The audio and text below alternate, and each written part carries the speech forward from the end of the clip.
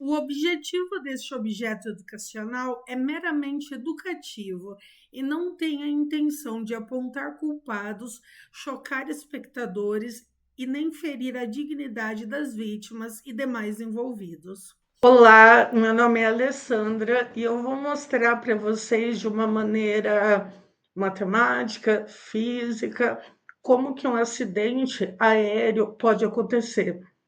Neste caso, eu estou usando um acidente aéreo apenas para demonstrar conceitos de matemática e física, e de aviação também. Eu estou falando do último e maior acidente aéreo que ocorreu no Brasil, no dia 17 de julho de 2007. Eu escolhi esse acidente porque tem muita informação sobre ele. A maior parte das informações eu tirei do relatório do CENIPA, que está disponível fixado no primeiro comentário aqui do YouTube. Então, contextualizando, nessa época o Brasil estava com o espaço aéreo muito carregado, a gente estava vivendo o chamado apagão aéreo, a imprensa caindo em cima, principalmente da ANAC, da Agência Nacional de Aviação Civil, e não se tinha muito o que fazer, porque a carga de pessoas e aviões era muito superior à capacidade brasileira. Isso gerava um descontentamento geral, amplificado pela mídia. Os Jogos Pan-Americanos estavam acontecendo no Brasil. Só que no terceiro dia de jogo, o Brasil declarou luta oficial, como mostra essa imagem aqui em cima. O aeroporto de Congonhas, ele estava operando muito acima da sua capacidade, gerando filas aéreas e também muitas pessoas esperando para embarcar e desembarcar. No dia 17 de julho de 2007, às 17h19, o Airbus A320 da TAM partia de Porto Alegre com destino a Congonhas, em São Paulo. 4 dias antes da decolagem, o reversor direito apresentou problemas e ele foi desativado, o que é permitido pelo manual do avião. Os reversores auxiliam na frenagem do avião. Eles invertem a força da saída do ar. Ao invés do jato do ar ir para trás, ele aponta para frente. O avião, que era um Airbus A320, ele tinha dois reversores, um aqui de cada lado, que é um mecanismo que, quando está pousando, ele puxa o ar no sentido contrário para frente, diminuindo o arrasto do avião e facilitando o pouso. Porém, segundo a TAM, apenas um dos reversores estava operante, o reversor direito. E a TAM afirmou, segundo essa notícia aqui, e muitas outras que também foram veiculadas, que o avião poderia voar mesmo sem ambos os reversores. E isso é verdade, até porque na aviação tudo é duplicado. Então, eles teriam outros mecanismos de frenagem, mesmo sem os reversores. Sendo assim, um avião pode voar sem os reversores, pois se trata de um recurso alternativo. Na época do apagão aéreo, muitos pilotos reclamavam da pista de Congonhas, nos períodos de chuva por causa da hidroplanagem.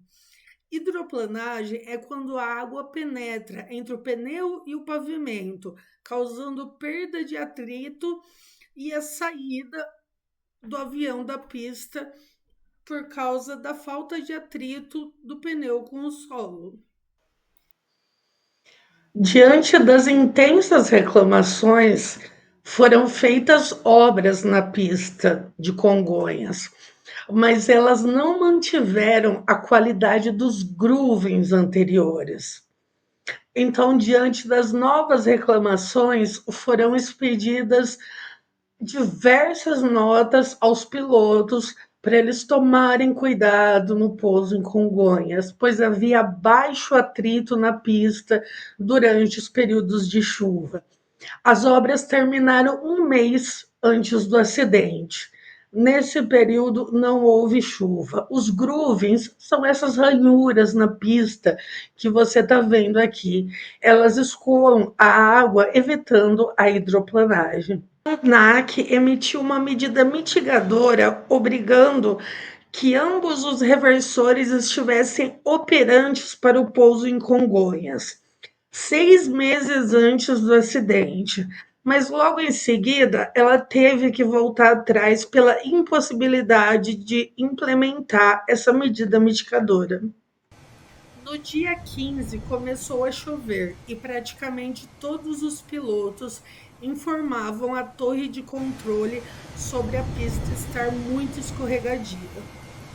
Pouco tempo antes do pouso do voo JJ 3054 da TAM, que é esse do acidente, foram interrompidos em Congonhas, no aeroporto, qualquer pouso e qualquer decolagem. Porém, já tinha muita gente esperando pousos e decolagens. Isso fez com que acontecesse um caos ali dentro, havendo muita pressão midiática, pessoas agredindo funcionários. Diante disso, o aeroporto, poucos momentos depois, voltou a funcionar normalmente diante de tanta pressão. Essa imagem aqui são dos manetes do avião. Elas ficam na posição climb ou climb, meu inglês não é muito bom, em todo tempo de voo, puxando o ar para trás, fazendo com que o avião voe mais rapidamente. Porém, na hora do pouso, elas têm que vir para a posição idle.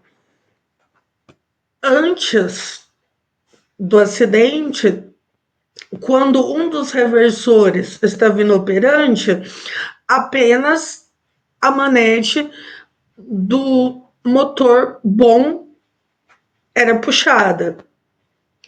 Só que isso fez com que ocorressem outros incidentes sem vítimas em outros lugares do mundo com esse mesmo Airbus A320.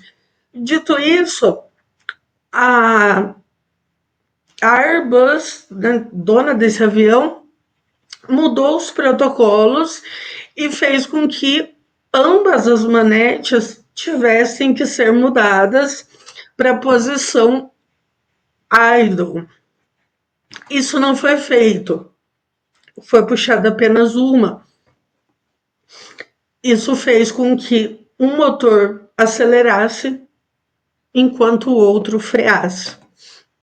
O pouso com a aeronave, com sua capacidade máxima de passageiros e combustível, precisaria de 1.781 metros para parar. Congonhas tinha na época 1.880 metros de pista, então o pouso estava legalmente autorizado. Na descida, apenas a manete do motor 1 foi colocada em idle. Supõe-se que os pilotos pensaram que, com o reversor do motor 2 estava inoperante, apenas a manete do motor 1 era necessária para ser colocada na condição de parada. Com isso, os ground spoilers não se levantaram. Isso aumenta a distância de parada em 50%, segundo dados do fabricante. O avião já havia tocado o solo, mas com um motor acelerando e o outro freando, ele começa a se desviar para a esquerda da pista. Os pilotos não percebem o que está acontecendo, porque isso acontece em pouquíssimos segundos. não dá tempo dos pilotos perceberem o que estava acontecendo. Diante das diversas reclamações de hidroplanagem, eles simplesmente acreditaram que era outra hidroplanagem e não um problema com os motores. O toque do pouso aconteceu a uma velocidade de 263 quilômetros por hora e a colisão com o prédio aconteceu a 177 quilômetros por hora. E se eu quisesse descobrir quanto de pista eu teria que ter a mais para que esse avião conseguisse parar em segurança, com base somente na documentação que tem no relatório da ANAC? Vamos lá. A pista onde ele pousou, na época, tinha 1.880 metros. Esse era o comprimento total da pista. De acordo com o relatório da ANAC, o avião precisaria de 1.781 metros para parar. Com isso, a gente vê que era possível que esse avião parasse ali. Tanto é que ele já parou em outras ocasiões. Mas por causa da hidroplanagem e de outras condições adversas, como eu falei dos manetes, ele precisou de 50% a mais de pista para pousar. E aí, quanto de pista eu precisaria ter a mais para que esse avião pousasse em segurança e não ocorresse o acidente? Basta que eu multiplique o tamanho da pista, 1.781 metros, multiplicando por 1,5, que é 50%. Fazendo essa conta aqui, eu tenho 2.671 metros. Esse seria o total que ele precisaria para parar. Como a pista tem 1.880 metros, então basta eu fazer 2.671 menos 1.880 metros. E o resultado vai dar 792. Portanto, ele precisaria de 792 metros a mais de pista para que ele conseguisse pousar em segurança. Assim, envolvendo apenas porcentagem e subtração, coisas que aprendemos no ensino fundamental, a gente entendeu o porquê de um acidente aéreo de tão grande magnitude. Agora eu vou te jogar outra questão. Qual seria a velocidade do avião para que ele conseguisse pousar dentro desses 1.880 metros de pista? Dá uma olhada ali no relatório da ANAC e tenta fazer esse cálculo. Próximo vídeo eu mostro a resposta. Se você chegou até aqui e gostou, deixa um like para fortalecer. Se não gostou, pode deixar um dislike.